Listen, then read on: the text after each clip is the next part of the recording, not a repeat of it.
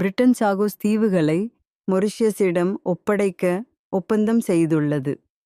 ஆனால் Diego Garcia தீவின் கட்டுப்பாட்டை தக்க வைத்துள்ளது.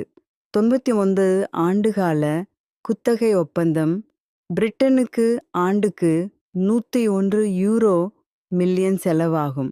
இந்த இராணுவ தளத்தை தீய செல்வாக்கிலிருந்து பாதுகாப்பதற்கு இது அவசியம். மொரிஷியஸ் பிரதமர் இதை காலனித்துவ முடிவாக கூறினார். ஆனால் பிரிட்டனின் எதிர்க்கட்சி தலைவர்களும் சாகோஸ் தீவுக்காரர்களும் விமர்சித்தனர். சாகோஸ் தீவுகள் 60 தனித்தனி தீவுகளை கொண்டவை. 1927இல் மொரிஷியஸிலிருந்து பிரிக்கப்பட்டன.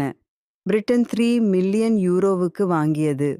1950களில் அமெரிக்க இராணுவ தளம் அமைக்க பிரிட்டன் அழைத்தது. அதற்காக மக்களை வெளியேற்றியது. சாகோஸ் மக்கள் மொரிஷியஸ்